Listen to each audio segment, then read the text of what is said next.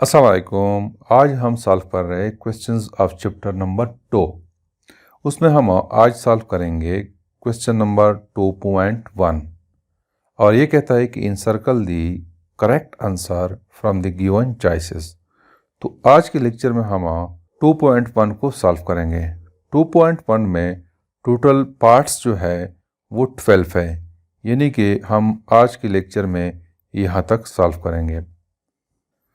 Question 1 says that a body has a translatory motion if it moves along a straight line, circle, line without rotation and curved path। तो इन चारों में से जो correct option है वो सी है, line without rotation. देखो दोस्तों, अगर एक ऑब्जेक्ट है वो एक लाइन पे मूव करती है तो उस मोशन को ट्रांसलेटरी मोशन कहते हैं। जैसे कि ये रोड है, ये इसकी मिसाल एक लाइन की सी है, इस पे ये गाड़ी मूव करती है विदाउट रोटेशन। ये गाड़ी रोटेट नहीं करती बल्कि इस रोड पे ऐसे मूव करती है। तो इस रोड की मिसाल लाइन की है, तो इस गाड़ी की मोशन ट्रांसलेटरी मोशन है। तो लिहाजा यहाँ पे जो करेक्ट ऑप्शन है वो सी है, line without rotation. Question number 2 says that the motion of a body about an axis is called circular motion, rotatory motion, vibratory motion and random motion. दोस्तों, जब कोई बॉडी अपने एक्सिस के अराउंड मूव करती है तो उस मोशन को हम रोटेटरी मोशन कहते हैं। जैसे कि आपको नज़र आ रहा है ज़मीन अपनी एक्सिस के अराउंड मोशन करती है, तो ज़मीन की इस मोशन को रोटेटरी मोशन कहते हैं। यह आप देख रहे हैं साइकिल की wheel, it also moves about its own axis. तो इस साइकिल की मोशन रोटेटरी मोशन है। तो लिहाजा यहाँ पे करेक्ट ऑप्शन जो है वो रोटेटरी मोशन है। जो भी object about its own axis move करता है उस मोशन को रोटेटरी मोशन कहते हैं। Question number 3 says that which of the following is a vector quantity. दोस्तों, उस क्वांटिटीज़ को हम वेक्टर क्वांटिटी कहते हैं जिसकी मैग्नीट्यूड हो और डायरेक्शन हो। तो यहाँ पे स्पीड की कोई डायरेक्शन नहीं है, डिस्टेंस की भी कोई डायरेक्शन नहीं है, पावर की भी कोई डायरेक्शन नहीं है। अगर डायरेक्शन है तो वो डिस्प्लेसमेंट की है, मैग्नीट्यूड भी है और डायरेक्शन भी है। तो यहाँ पे करेक्ट ऑप्शन जो है वो डिस्प्लेसमेंट है। Question number 4 says that if an object is moving with the constant speed then its distance time graph will be a straight line along time axis, along distance axis, parallel to the time distance, inclined to the time axis. दोस्तों, यहाँ पे constant speed का हमें कहा गया है। Constant speed का मतलब यह है कि अगर एक ऑब्जेक्ट है वो equal distance equal interval of time में तय करे। जैसे कि फॉर एग्जांपल मैं सपोज करता हूँ कि ये 2 पॉइंट्स है ए और बी, इन दो के दरमियान डिस्टेंस 5 मीटर का डिस्टेंस है। अगर मैं इसको 5 इक्वल इंटरवल पे डिवाइड करूँ, यानी यहाँ से लेकर यहाँ तक 1 मीटर है और यहाँ से लेकर यहाँ तक भी 1 मीटर है, तो टोटल मैं इसको 5 इक्वल डिस्टेंस पे डिवाइड करता हूँ। और एक ऑब्जेक्ट यहाँ से यहाँ तक मूव करता है, तो वो ऑब्जेक्ट जब यहाँ से यहाँ तक मूव करता है तो ये 1 मीटर का डिस्टेंस 1 सेकेंड में तय करता है, और यहाँ से यहाँ तक जब मूव करता है तो वो भी 1 सेकेंड में। तो equal distance equal interval of time. अब अगर हम इन वैल्यूज़ का ग्राफ ड्रा करें, यानी कि ये टाइम और इस डिस्प्लेसमेंट के दरमियान अगर हम ग्राफ ड्रा करना चाहें तो it will be incline to the axis. जैसे कि आपको ये ग्राफ नज़र आ रहा है, ये टाइम है अलोंग एक्स एक्सिस है और ये डिस्टेंस है अलोंग वाई एक्सिस। तो अगर हम इन वैल्यूज़ के दरमियान ग्राफ ड्रा करना चाहें तो we will get this line, और ये लाइन इंक्लाइंड है टू द टाइम एक्सिस, यानी अलोंग दिस एक्सिस ये इंक्लाइंड है, तो we will get this graph. तो लिहाजा यहाँ पे जो करेक्ट ऑप्शन है वो डी है, incline to the time axis. ये टाइम एक्सिस है और ये लाइन इसके बिल्कुल इंक्लाइंड है। Question number 5 says that a straight line parallel to time axis on a distance time graph tells that the object is moving with the constant speed at rest, moving with the variable speed, in motion. ये कहता है हमें कि अगर हमारे पास एक coordinate system है, उसमें एक्स एक्सिस है और वाई एक्सिस है, और एक्स एक्सिस के अलांग टाइम हो और वाई एक्सिस के अलांग डिस्टेंस हो, और हम इनके दरमियान एक ग्राफ ड्रा करें और ग्राफ इस तरह हो कि वो टाइम के एक्सिस बिल्कुल पैरेलल हो, जैसे कि ये आपको नज़र आ रहा है, it is parallel to the time axis. तो ये हमें क्या बताता है? देखो दोस्तों, यहाँ पे डिस्टेंस है, यहाँ पे टाइम है। इसका मतलब यह है कि डिस्टेंस बिल्कुल कांस्टेंट है। अगर ये 15 मीटर है तो इस पॉइंट पे भी 15 मीटर है, इस पॉइंट पे भी, इस पॉइंट पे भी, ये कांस्टेंट है। और टाइम जो है वो गुजरता जाता है। अगर यहाँ पे 0 टाइम है, यहाँ पे 1 second, 2 second, 3 second, 4 second, means कि टाइम गुजर रहा है लेकिन डिस्टेंस चेंज नहीं होती है।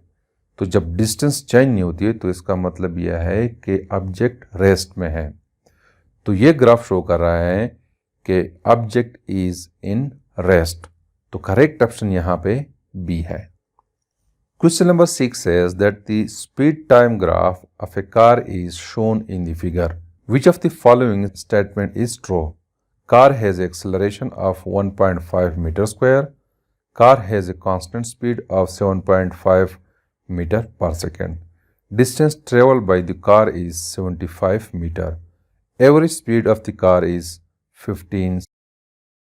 ये हमें ग्राफ दिया गया है और ये हमें स्टेटमेंट्स दिए गए हैं। इस ग्राफ से रिलेटेड कौन सा स्टेटमेंट जो है वो सही है? तो यहाँ पे जो सी है वो करेक्ट है। अगर हम इस ग्राफ को देखें तो इस ग्राफ के मुताबिक इनिशियल वेलोसिटी वी आई ये हमारे पास है 15 मीटर पर सेकेंड। यहाँ से हमें शो हो रहा है कि initial velocity 15 metre per second है और final velocity v f it is equal to 0 metre per second. इस पॉइंट पे ऑब्जेक्ट की वेलोसिटी 0 होती है और टाइम t जो है ये 10 सेकेंड्स है। तो हम अगर डिस्टेंस फाइंड आउट करना चाहे तो वो हमारे पास इक्वल होगी 75 मीटर के।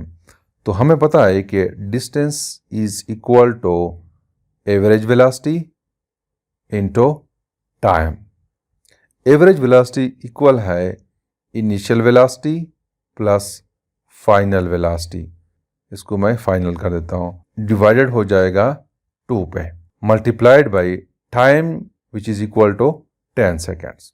अब यहाँ पे initial velocity 15 metre per second है और फाइनल वेलोसिटी 0 है। तो this will be divided by 2 multiplied by 10 हो जाएगा।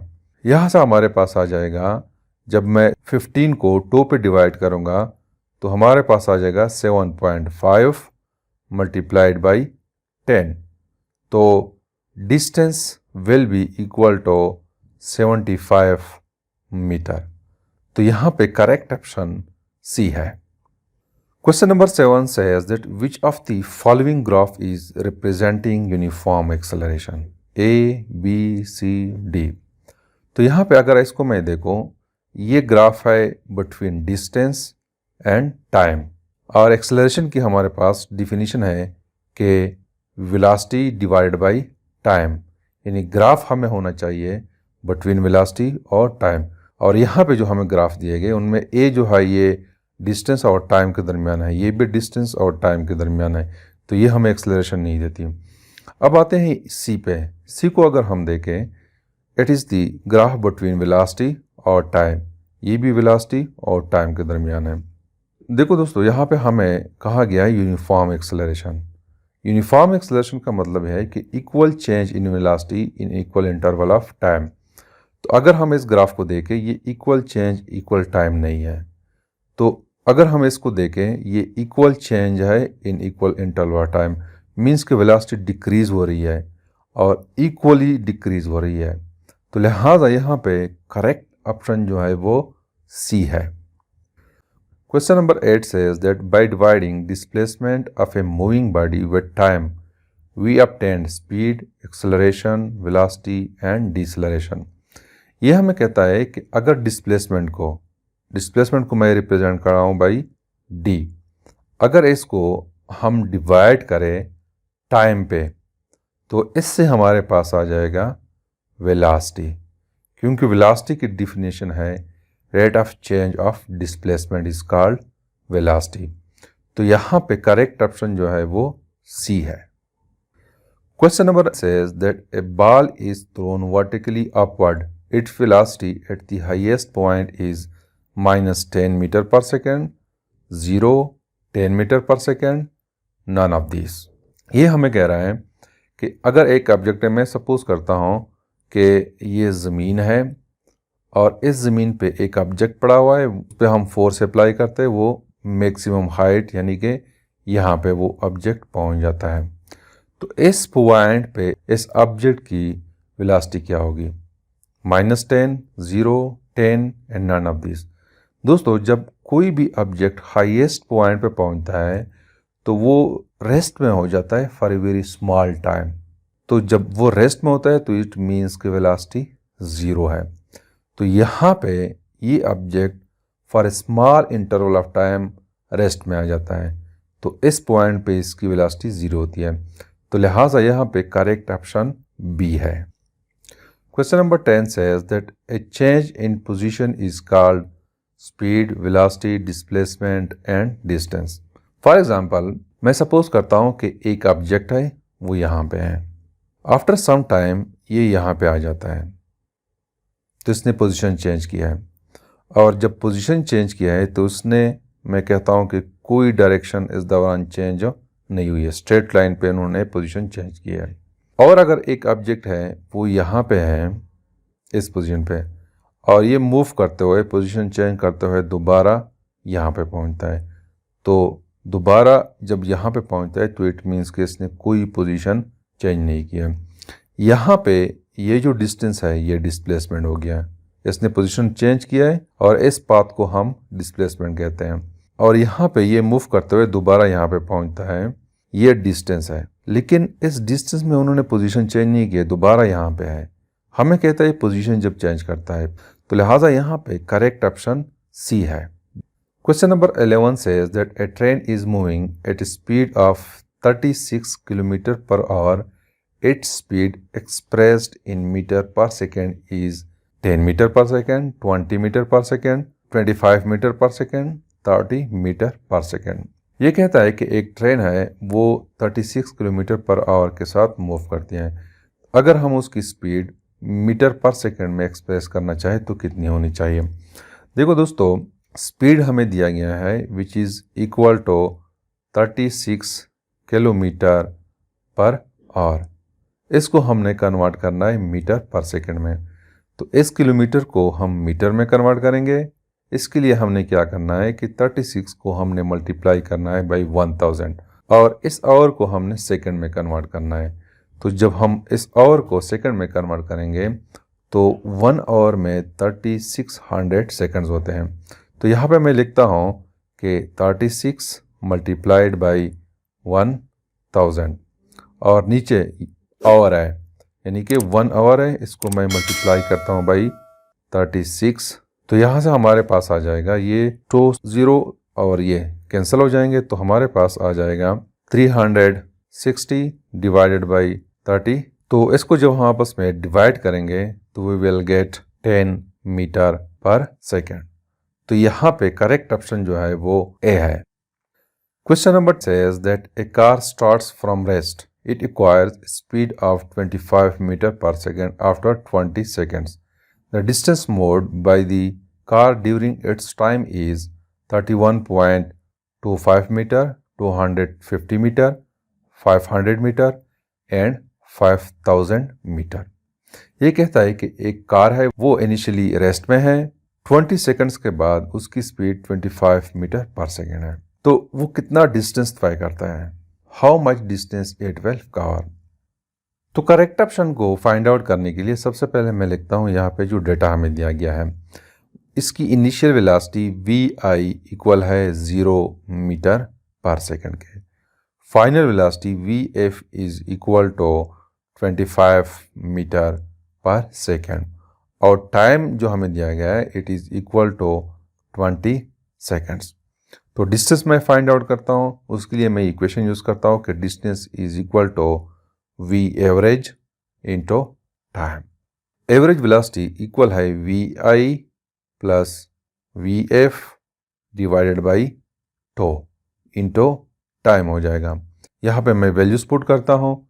इनिशियल वेलोसिटी 0 है, final velocity 25 metre per second है, डिवाइडेड बाई टो और टाइम 20 सेकेंड्स है।